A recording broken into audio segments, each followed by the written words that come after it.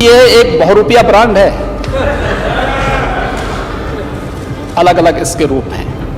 आज के दिन का सबसे बड़ा पाखंड है समाजवाद। हम इस सदन से वॉकआउट करते हैं समाजवादी लोग, क्योंकि ये सरकार संविधान के खिलाफ है। ये सरकार बाबा साहब के जो दिया गया है संविधान उसके खिलाफ है। डॉक्टर राम मनोहर लोहिया ने जो सिद्धांत दिया उसके खिलाफ। समाजवाद का असली मॉडल है इस समय आपके पास शिवपाल जी, और इसीलिए मैं बार बार कहता हूं कि यह एक बहुरूपिया ब्रांड है, अलग अलग इसके रूप हैं। लोकतांत्रिक समाजवाद भी है, प्रजातांत्रिक समाजवाद भी है, प्रगतिशील समाजवाद भी है और पारिवारिक समाजवाद भी है।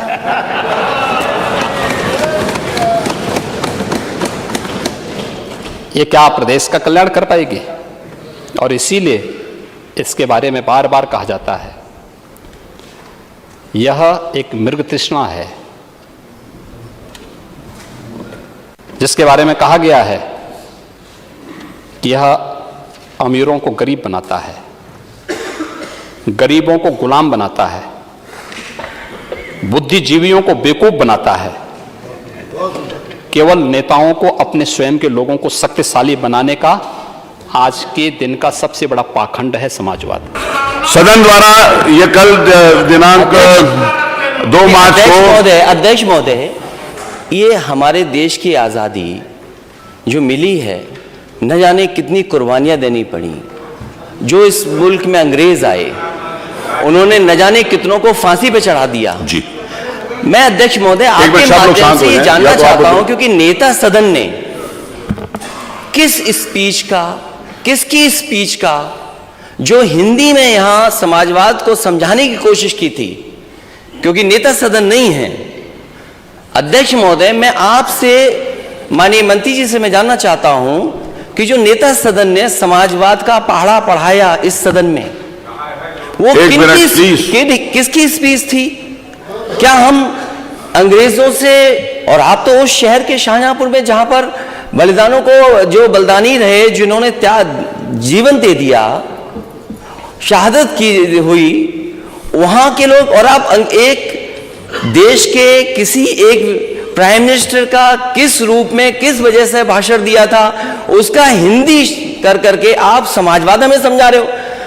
बाबा साहब भीमराव अम्बेडकर जी का दिया संविधान जो प्रेम्बल है, जो समाजवाद है, जिसका हम आप सब शपथ लेते हैं, और उसके बारे में आपके ये शब्द हैं, ये विचार है।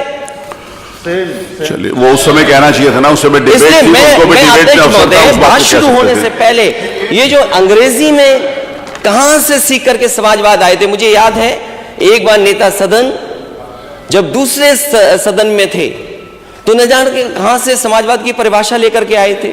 इस सदन में आए तो फिर एक और परिभाषा लेकर के आए।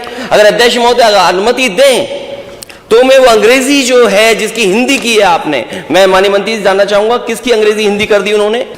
आज नेता सदन नहीं है मान्यवर, जो माननीय नेता प्रतिपक्ष ने जानना चाहा है मान्यवर,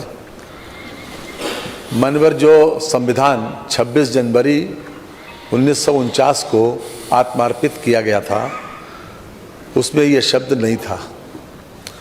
ये 3 जनवरी 1977 को, पूरी बात आ जाने दीजिए, 3 जनवरी 1977 को एक संविधान संशोधन जोड़ा गया संविधान में, उसमें यह शब्द बाद में आया। ये सही है कि संविधान में यह शब्द दिया हुआ है मान्यवर, और जो कुछ भी माननीय नेता सदन ने कहा है मान्यवर, बहुत सी जगह पर हम अपने अपने विचारों को अलग अलग प्रस्तुत करते हैं मान्यवर। साम्यवाद पर, समाजवाद पर, पूंजीवाद पर हमने समय समय के ऊपर अपने अपने लोगों ने समय समय पर हर तरीके की स्पीचेस दी, अपने विचार व्यक्त किए मान्यवर। संविधान के संबंध में उन्होंने कुछ भी नहीं कहा, संविधान का नाम भी नहीं लिया। कोई भी व्यक्ति किस परिप्रेक्ष्य में कौन सी बात कहता है, उनका विचार किस विषय पर क्या क्या विचार आया है, ये अलग बात है। संविधान के प्रति पूरा आदर है, पूरा सम्मान है, हमने संविधान की शपथ ली है, हम उसको निभाएंगे भी, लेकिन उसको उस परिप्रेक्ष्य में जोड़ा नहीं जाना चाहिए। हमारा किस विषय के ऊपर क्या विचार है, उसको दोनों चीजों को कलम मत करिए। संविधान अपने आप संविधान को कोट नहीं किया, संविधान को किसी प्रकार से उन्होंने उद्धृत नहीं किया, इसलिए उसको ये लाना नहीं चाहिए और ये नियम 300 बनाई असामान्य, इसको आग्रह किया जाए। मैंने स्वीकार ही नहीं किया।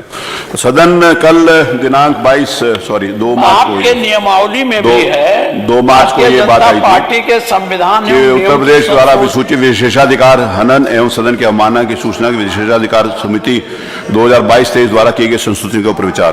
सदन द्वारा ये आदेशित किया जाता है कि विशेषाधिकार हनन के दोषी अधिकारियों एवं कर्मचारियों को सदन के समक्ष पेश किया जाए। मार्शल इस बार में रिपोर्ट प्रस्तुत करें। अध्यक्ष महोदय, विशेषाधिकार ये ले लें। स्पीकर पूर्व में स्पीकर साहब रहे, वो अपनी बात रख रहे थे, किसी ने सुना ही नहीं। मैं देखिए, इसको विशेषाधिकार का ले लें। मुझे लगता है कि आप इंटरेस्टेड ना हो तो फिर जो दी गई थी किसी सदन की, वो किसकी आपने हिंदी कर दिया? क्या आप समाजवाद को इस तरीके से कहेंगे? माननीय नेता, मैं अध्यक्ष महोदय सरकार के और उसे हम इस सदन से वॉकआउट करते हैं समाजवादी लोग, क्योंकि ये सरकार संविधान के खिलाफ है। ये सरकार बाबा साहब के जो दिया गया है संविधान, उसके खिलाफ है। डॉक्टर राममनोहर लोहिया ने जो सिद्धांत दिया, उसके खिलाफ सरकार है।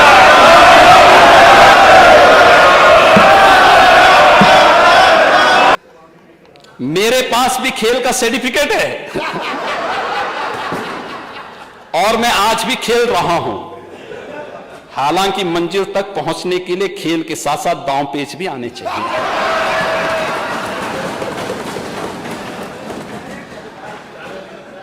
और इनके एक और चाचा जान थे, उनका बयान भी आया। सीएम साहब, अच्छी बात है, आपको खेलने का वक्त मिल जाता है। आप समझ सकते हैं, खुदा न खास्ता आप हार जाते तो मैं यही कहता कि अधिकारियों का ध्यान खेल पर ज्यादा है, काम पर कम। अधिकारी हार गए तो माना जा सकता कि थोड़ा बहुत काम कर रहे हैं। आप जान ही रहे हैं कौन।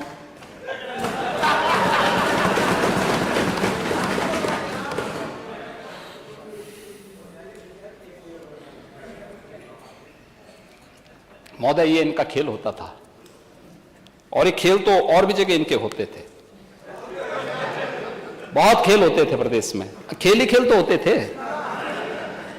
खेल तो प्रदेश की जनता ने बहुत देखे हैं महोदय। इतने खेल, लैपटॉप घोटाले का खेल, खाद्यान्न घोटाला का खेल, गोमती रिवर फ्रंट घोटाले का खेल, केक की रिपोर्ट अभी आई है एक महोदय। एक कार्यकाल का 97,000 करोड़ रुपए के घोटाले का उल्लेख उन्होंने किया है। 97,000। भर्ती घोटाला का खेल भी प्रदेश के अंदर हुआ है। और चयन आयोगों पर हाईकोर्ट की टिप्पणी, भर्तियों में जमकर भ्रष्टाचार और प्रतिभा के साथ छल, यह भी खेल होता था। और मुजफ्फरनगर के दंगे, मथुरा में राम वृक्ष कांड का खेल। और महोदय, खन्ना जी के जनपद में एक पत्रकार जोगेंद्र सिंह को जिंदा जला दिया गया था। ये भी तो खेल हो रहा था।